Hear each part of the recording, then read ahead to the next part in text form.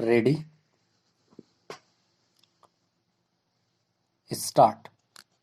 As you are aware, sir, among the many social and economic evils that beset our nation, food adulteration is most dangerous because the unsuspecting public have no way of knowing that when they buy a certain article whether it is up to the required standard or not.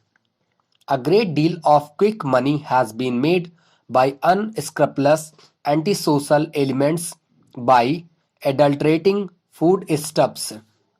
A great deal of ingenuity has gone into this whole process of adulteration.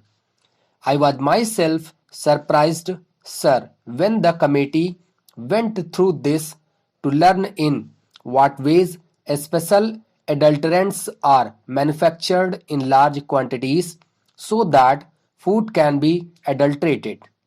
And very often, as you know, sir, the adulteration is of such a nature that it causes death or permanent injury and disablement to the people who consume those articles.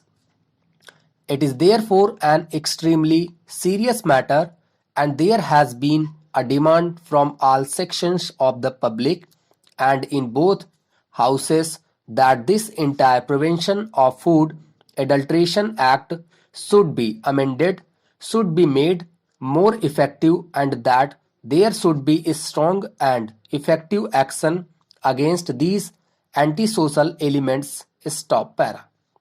For this purpose, sir, I introduced in this House an amendment to the Prevention of Food Adulteration Act 1954. This act was passed 45 years ago by Parliament.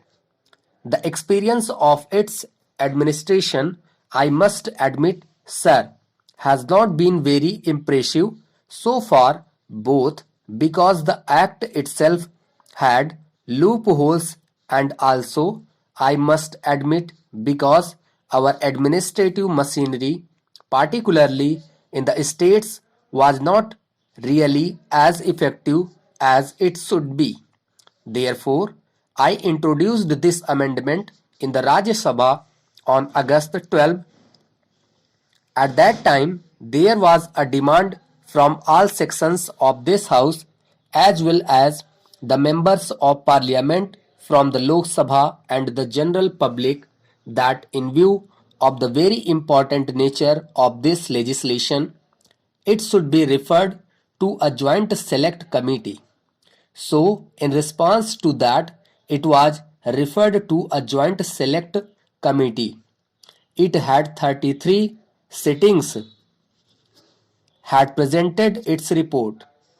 It looked into almost 250 memoranda and discussed this matter for a considerable period of time, about a year. And I would like to express my gratitude particularly to my honorable friend for his wise and mature guidance of the work of the committee, from which we benefited very greatly and we took keen interest in the matter. The bill that has now emerged is definitely a great improvement upon the bill that we had originally introduced. Sir, the basic effort in this bill has been threefold.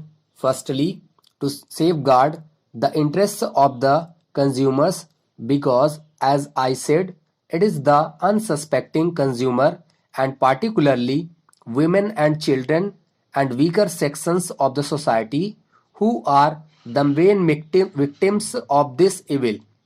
Secondly, it is to prevent undue harassment to the trader, whether it is the producer, the wholesaler, or the retailer. Whereas we should certainly keep a very strict watch upon them, there should not be any cause for undue harassment. Over.